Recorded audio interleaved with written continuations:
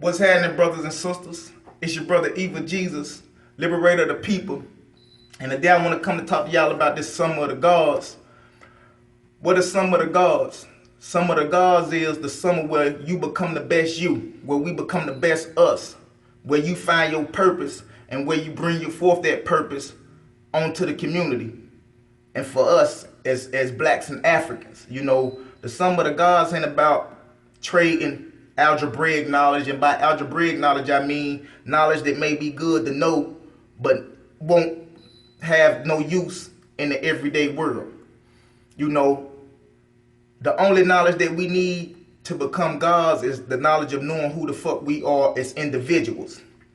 And when we know who we are as individuals, we can bring forth our best self as individuals and project that individuality onto the world, thus helping our community.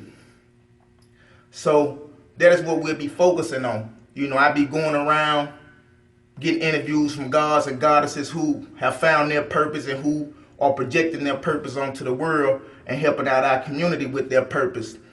Some of the gods is I will be getting videos from you guys telling your stories about how you became who you are and how you became successful in what you are doing. Some of the gods is about networking and understanding each other. Some of the gods is not about debating each other and trying to find out who the smartest, who got the correct this, who got the correct that. If you're not coming to your brother or your sister with love, then you are still a human. You will still have that human mentality, that me, I'm mentality. Not a I'm good so we good mentality. And that's the mentality of a god or a goddess. And that is the mentality needed for the sum of the gods. Some of the gods, if it ain't helping us, it's hurting us. And that's why you got to step outside of your feelings if you want to truly become a god or a goddess. Step outside of your feelings so that you may become that. And I want to give y'all a story that I had, what is part of me becoming a god myself. And the story is called A 5-Year Vision. A while ago, like in 2010, I was downtown in the Blue Band Entertainment.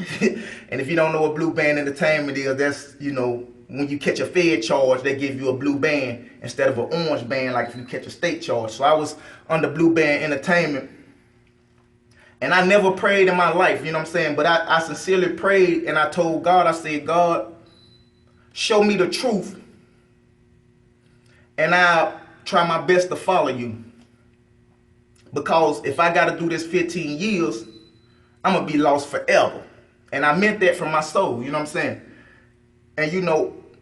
a couple of days after that, I had a dream that I was going into the church. And when I came into the church, it was a devil, a tall ass devil on the picture, holding like this white albino baby. He was cradling the white albino baby, and the devil was like this greenish, dark greenish scab looking color or some shit.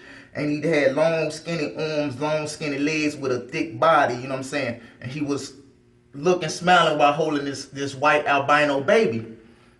And so I was like, damn, that fucked me up at first. And then I looked down the hallway, and there was a lady sitting at a desk, and there was a door to her right side. And every time the door opened, smoke and shit came out. So I walked down the aisle, and when I got to the desk, she was like, go on in, baby, go on in. So some told me like, hell no. So I was like, shit, I forgot my lotion and my do-rag in the car. So goddamn, I turned around and walked out, and she was like, nah, go on in, go on in. So I was like, nah, I gotta get my lotion and my do-rag first. So I walked out the door, and when I walked out the door, I took off. Pew! And when I took off, I ran and hid up in a tree. And I seen a whole bunch of people running up out the church looking for me, And they couldn't find me because I was up in the tree, but they was running around looking for me. So I woke up, I was like, oh shit, And it kind of stuck with me, but I didn't really think too much of it, So when I caught 3 years Fed time, my paperwork straight, but I caught 3 years Fed time, ended up doing 3 years. So when I went to the federal prison in Kentucky, I got into the Hebrew Israelite thing, which I thought was a step up from Christianity. And I started learning, and I was with the brothers, And I was telling the brothers about the story, and they was like, God damn, bro, yeah, that's kind of crazy. That's kind of crazy, whatever, whatever. So then a couple of days after that, I had the second part of the vision. And this was like a year and a half after I had the first dream. You know what I'm saying? So the motherfuckers took the little white baby and threw the motherfucker down the hill. White baby rolled down the hill, and I went down the hill and got the baby.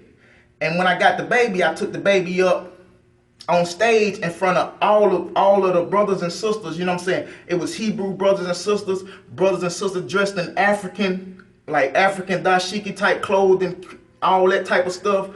It was Christian brothers and sisters, Muslim brothers and sisters, and everything. And I took the baby up on stage, and I held the baby up like this. And when I held the baby up, all their eyes started glowing. Like all of the brothers and sisters, their eyes just started glowing and shit. And they started chomping like this, and they bum rushed me up on the stage, and they started eating me alive, you know what I'm saying? With the white baby. So I was like, oh shit, you know what I'm saying? So I woke up out of that nightmare and, you know, thought about it for a little bit, but I couldn't get the understanding of it. I was like, fuck it, you know what I'm saying? So, boom, fast forward, 3 years later, I'm out. And, you know, I'm blowing marijuana or whatever, and the evil Jesus thing came to me. So, when the evil Jesus thing came to me, I was like, oh shit. And then when the evil Jesus thing came to me, the understanding of all of them visions came to me.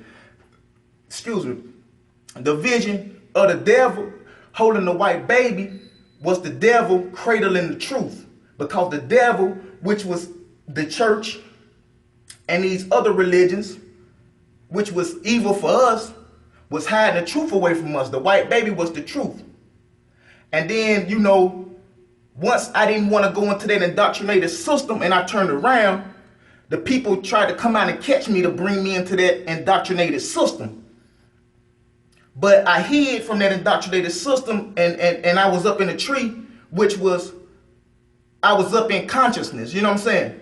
My consciousness was higher than that consciousness of religion. But they was searching for me to try to bring me back to this religion. And so when goddamn they couldn't find me, I woke up, you know what I'm saying? Which meant I woke up. So they took the truth in the second dream. When they threw it down the hill, they was trying to throw the truth away, to hide the truth from the masses of people. But I went and got the truth and held the truth up to the people. And when I held the truth up to the people, those who were deeply indoctrinated with that religion and the teachers of those religions seeked out to eat me alive, to kill me, to kill my words, to kill this truth that I'm bringing forth to the people.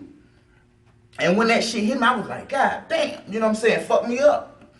But it was an understanding that we doing all this seeking in these books and these religions when anything that you need is already within yourself.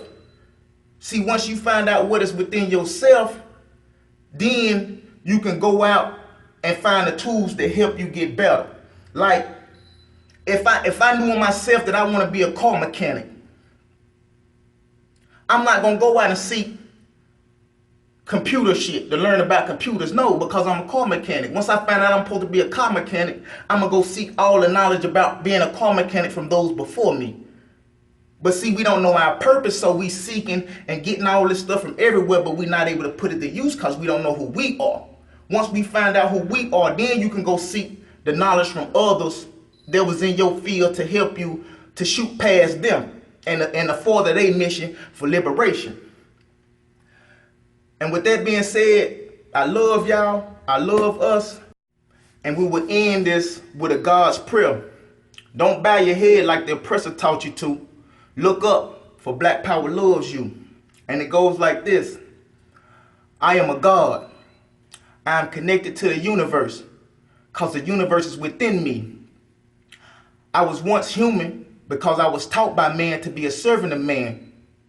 But once I started to listen to myself, I started to hear God's words.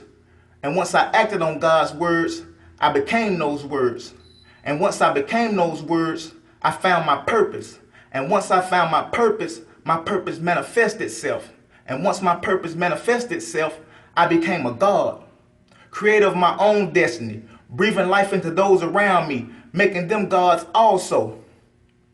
No longer will I argue, procrastinate, or complain. No longer will I be fearful or doubtful or hate my black African brothers and sisters, for those are the traits of humans, and I have transformed and ascended into the realm of consciousness and reality. I silently weep for my brothers and sisters, for they know not their potential. But through my actions and the actions of those like me, they will see and awaken. I am, you are, we are gods. In the name of liberation, we meditate. Amen. Ra. It's your brother, Evil Jesus. And if you would like to make a donation, please click the link above. And once again, I love us.